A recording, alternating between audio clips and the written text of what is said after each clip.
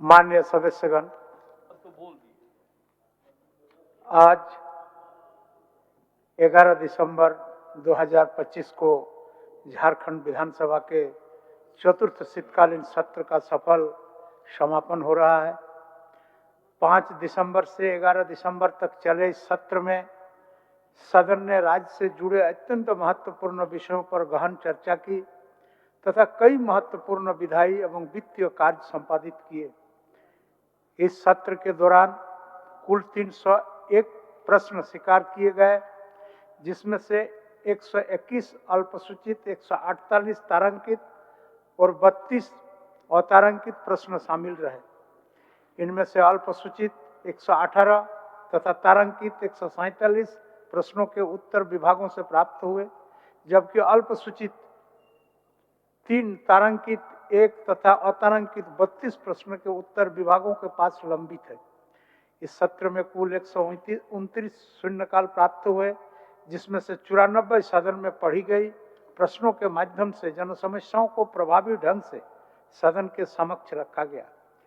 कुल 42 ध्यानाकर्षण की सूचनाएं प्राप्त हुई, जिसमें से 20 स्वीकृत हो पाया और 12 का उत्तर सदन में प्राप्त, 1 सूचना अप्रस्तुत तथा 7 सूचनाएं प्रश्न एवं ध्यानाकर्षण समिति को सुपुर्द की जाएगी। यह आंकड़े दर्शाते हैं कि सदन की संसदीय गतिविधियां जन सरकारों के प्रति काफी सक्रिय और उत्तरदायी है। इसके अतिरिक्त इस सत्र में कुल 39 गैर सरकारी संकल्प सदन के समक्ष आए, जो इस बात का प्रमाण है कि विभिन्न दलों के मान्य सदस्यों के द्वारा जनता की उपेक्षाओं और आकांक्षाओं को गंभीरता से उठाया गया।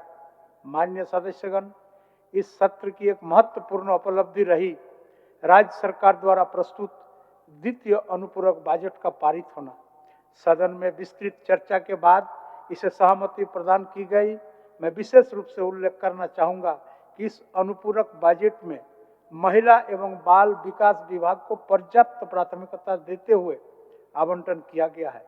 यह निर्णय राज्य सरकार की सामाजिक न्याय, पोषण, महिला सशक्तिकरण और बाल अधिकारों की सुरक्षा के प्रति प्रतिबद्धता को स्पष्ट रूप से दर्शाता है। यह स्वागत योग्य कदम झारखंड के सामाजिक ताने बाने को मजबूत करेगा और हमारी अगली पीढ़ी के स्वास्थ्य एवं विकास में महत्वपूर्ण भूमिका निभाएंगे। माननीय मुख्यमंत्री जी के राज्य के प्रति प्रतिबद्धता और मेहनत राज्य को निश्चित रूप से आगे ले जाने में सहयोग करेगा। माननीय सदस्यगण, मैं इस सत्र के दौरान सदन में हुई कई घटनाओं की ओर भी आपकी ध्यान आकर्षित करना चाहता हूं। कई बार तीखी राजनीतिक बहसों के बीच कुछ कठोर या असंगत शब्दों का प्रयोग हुआ, जो हमारी संसदीय मर्यादा के अनुकूल नहीं कहा जा सकता है।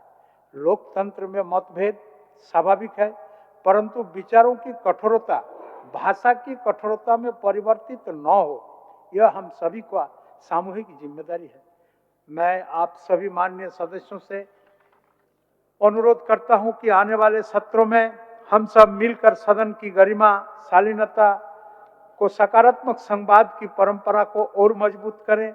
इस सत्र में हुई चर्चाएं, प्रश्नोत्तर, ध्यानाकर्षण सूचनाएं, संकल्प तथा विभिन्न विधायी प्रक्रियाएं झारखंड के विकास को गति देने में निश्चित रूप से सहायक होगी।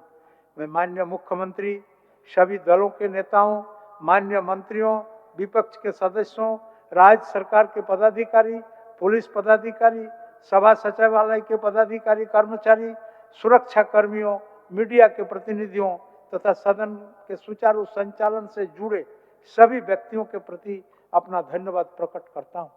इस अवसर पर मैं राज्यवासियों को आगामी क्रिसमस, नववर्ष 2026 तथा झारखंड की समृद्ध सांस्कृतिक विरासत का प्रतीक सोहराय पर्व, बांधना, खुटाव, मकर संक्रांति, पौष पर्व की हार्दिक शुभकामनाएं देता हूं।